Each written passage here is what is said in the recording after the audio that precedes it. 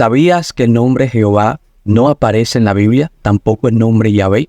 Ahora bien, si Jehová ni Yahvé son los nombres con los que se identifica a Jehová en la Biblia, ¿cuáles son los nombres que se le atribuyen a Jehová en la Biblia? Pero antes vamos a tomarnos una tacita de café para continuar con nuestro video de nuestra clase de hebreo.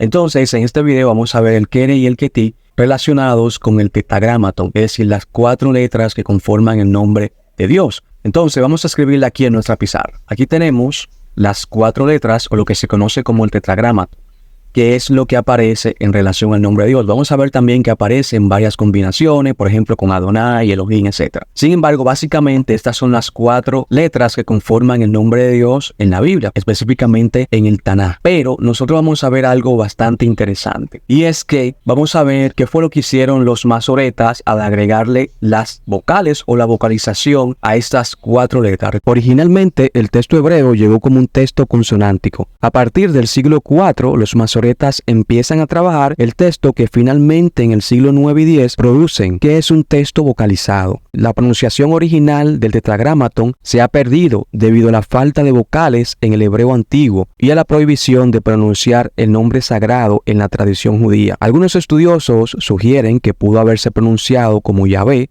pero esta forma sigue siendo una reconstrucción y no una certeza. En contextos judíos modernos se sigue utilizando Adonai o Hashem, el nombre, para referirse al tetragramaton sin pronunciarlo directamente. Originalmente el nombre de Dios lo teníamos de esta manera. Teníamos estas 4 letras, una Yod, una He, una Vav y una He. El Kere sería con las siguientes vocales, porque este que vimos es el Ketí. Ahora, el Kerek sería de la siguiente manera. Fíjate que tiene vocales. Tiene un Sheva inicial y tiene una Kames debajo de la Vav. Los masoretas hicieron lo siguiente. Fíjate bien. Cada vez que el tetragramaton estuviese solo, los masoretas le agregaron un Sheva y una Kames. Esto indica que debe ser leído como Adonai. Ahora bien, aquí vemos algo interesante. Vemos que Adonai, debajo de la Aleph inicial, tiene un Sheva compuesto. ¿Por qué sucede esto?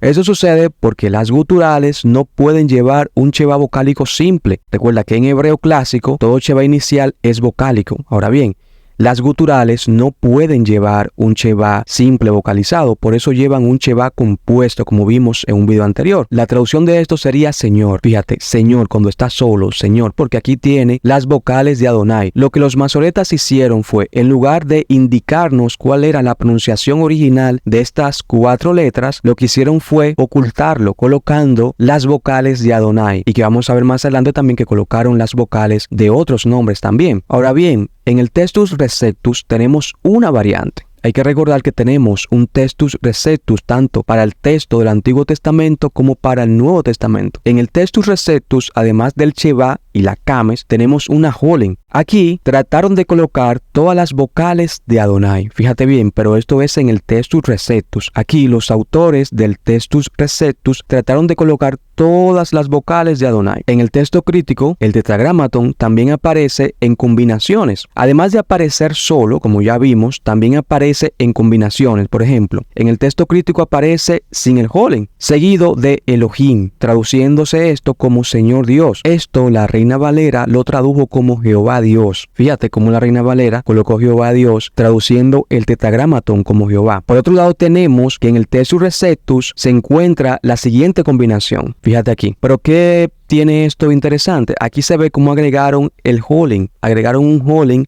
encima de la Vav, además del Kames debajo. Otra combinación que también encontramos es esta, fíjate. En esta combinación lo que encontramos es el nombre Adonai seguido de Elohim. Pero además tenemos algo interesante. Aquí vemos cómo el tetragramaton debajo de la Vav tiene una gire. ¿Pero qué fue lo que sucedió aquí? Te explico. Cuando aparece el tetragramaton precedido de la palabra Adonai, los masoretas, para evitar la pronunciación Adonai Adonai, le agregaron al tetragramaton las vocales de Elohim. Fíjate bien, no le agregaron las vocales de Adonai, como ya hemos visto hasta ahora, sino que le agregaron las vocales de Elohim. Algo interesante que también sucede aquí es que al igual que lo que vimos en Adonai, con el Sheva compuesto, la palabra Elohim también lleva un un Sheva compuesto al inicio. ¿Pero por qué sucede esto? Por lo que dijimos anteriormente, porque las guturales no pueden llevar Sheva simple vocalizado y Aleph es una gutural. Luego, al mover el Sheva al tetragramatón, sí puede ser un Sheva simple, porque la Yod no es una gutural. También tenemos que, al igual que con Adonai, la Jire es la tercera vocal de la palabra Elohim. Fíjate que la Kames es la tercera vocal de la palabra Adonai. Y ellos llevaron precisamente la Kames debajo de la Vav. Aquí sucede algo igual, porque la Jire es la tercera vocal de la palabra Elohim. Y ellos llevaron precisamente esa Jire debajo de la Vav. Es decir, así como la Kames es la tercera vocal de Adonai, también la Jire es la tercera vocal de Elohim.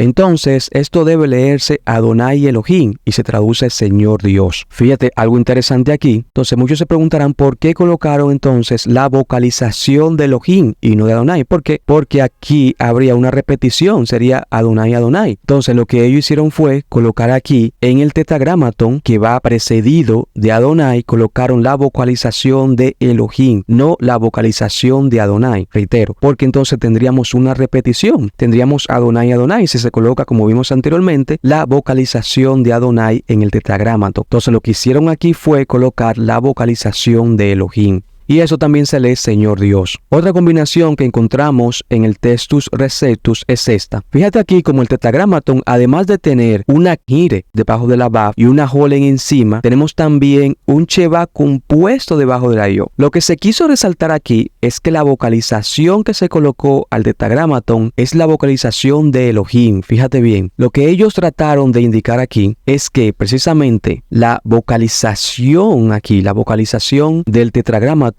es exactamente la vocalización de Elohim, pero esta es una vocalización que aparece solamente en el Textus Receptus. Y aquí, fíjate que algo interesante, porque hasta ahora hemos visto que siempre debajo de la Yod del tetragramatón siempre aparece un Sheva simple. Aquí vemos que aparece un Sheva compuesto y es exactamente el mismo Sheva compuesto que aparece en Elohim.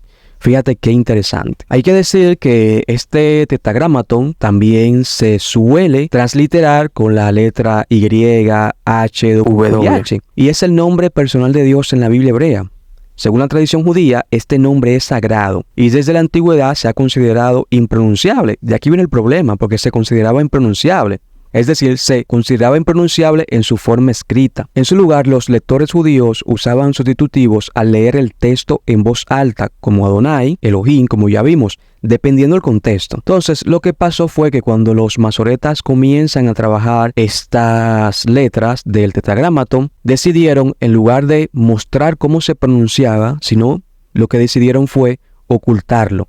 Entonces, este tema del nombre Jehová ya es luego una tradición que surge varios siglos después, pero en realidad el tetragramatón no está indicando que debe ser leído como Jehová, ni tampoco como Yahvé. Aunque Yahvé es una transliteración que ha ganado mucha popularidad en los últimos años, hay que decir que ni Jehová ni Yahvé son los nombres con los que los masoretas indicaron que debía ser leído este tetragramatón. Para nada. Hay que decir también que no hay evidencia, absolutamente ninguna evidencia, de que este tetragramatón haya sido leído como Jehová o como Yahvé. No hay evidencia de eso. Entonces, lo que tenemos es un nombre que no sabemos cómo se pronunciaba, no hay evidencia total de cómo se pronunciaba, aunque hay muchas investigaciones al respecto. Luego, cuando los masoretas colocan la vocalización al texto hebreo que era consonántico en su inicio, agregan las vocales al tetragramatón, pero las vocales de Adonai y de Elohim, no para indicar cómo se pronunciaba, sino para ocultar su pronunciación. Entonces, espero que te haya servido de ayuda este tema relacionado con el Kere y el Keti, relacionado con el nombre de Dios. Nos vemos en el próximo video. Hasta la próxima.